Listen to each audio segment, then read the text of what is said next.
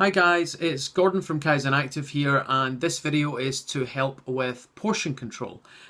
So I'm just going to kind of read out kind of something that was on Facebook a little bit earlier, and then I'm going to kind of talk through how we can troubleshoot and problem solve that if you like. So one of our clients has said, I think one of my biggest challenges at the moment is knowing when not to pick up the fork and managing to set it down again when I do.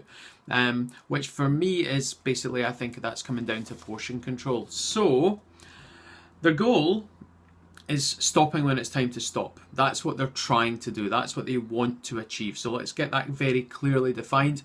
What they want to do is stop eating when they've had enough. So the question is, how do they know when it's time to stop? Like, you can see why that would be a problem for most people, I think, because as we grew up, it was time to stop when we'd finished everything on our plate, and indeed we were encouraged to finish absolutely everything. So we're hardwired. That's what we do. It's like running a 10k. When do you stop? You stop when you cross the finish line. So with food, that's not always an overly helpful strategy if we're trying to lose weight or manage weight successfully. So what are the practical suggestions that we can do if this is something that's holding us back?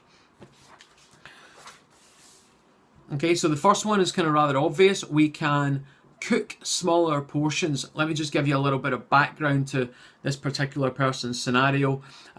They're female, they live with their partner who is significantly bigger than them, but yet they've been used to eating the same portion sizes for a long time. It stands to reason that if a small person and a large person eat the same portion sizes, the small person may well put on weight, whereas a large person could be able to just eat the amount that they're having and be fine. So first thing is we need a portion size that is appropriate to that individual. So one way of doing that is just cook less food. For some people, I know that if they may be used to cooking a certain amount, or they've got a certain amount of ingredients. So if cooking less food isn't an option, then cook the same amount of food, but batch up some of it and freeze it for later. Because I guess what it comes down to is next you need to serve less food for you. There's a variety of ways you can go about doing that, but you could, in the first instance, you want to just obviously maybe I would start, if you're already making too much or serving too much, serve 20% less. Just see, as a general rule, start with that. Serve yourself 20% less. Your stomach probably won't notice any difference, and that saves you having to think about it overly much.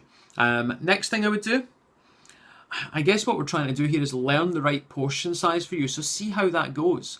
If you've not had enough, you can always have a bit of fruit after your dinner. That's going to be absolutely fine. So in time, I guess what you're trying to do is find out how much do I need to eat so that it's on autopilot. But in the first instance, you don't know that. So there's going to be a little bit of trial and error. Unfortunately, we don't have 50, 60, 70, 80% full setting that our brain recognizes. We're normally either starving or stuffed, but we don't tend to notice somewhere in between. So therefore, seeing how we're feeling can be a difficult way of gauging it, but I think at the same time it's one that we do want to try and rely more on. So don't be watching TV when you're eating, and then just as you're eating, enjoy your food. Think about how you're feeling as you go. Almost decide in advance of eating, how do you want to feel once you've finished eating? How do you want to feel during it, but how do you want to feel once you've finished it?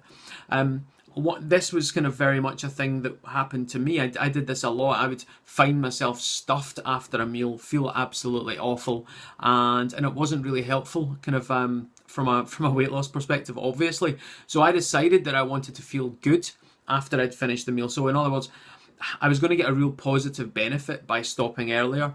Next, I learned to serve myself less, and I'm almost aiming to stop when I've had enough, and I think it's working out and learning when you've had enough.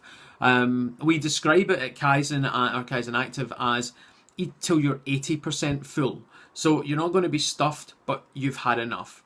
So hopefully that makes sense. And one other thing that you can do is just, it's a rather obvious one, but if you wanted to use smaller plates, it's an optical illusion, it will make it look bigger. So I hope this gives you some practical suggestions for smaller portion sizes. If you have any questions, then just ask. Otherwise, I'll be back soon with another video. Take care. Bye-bye.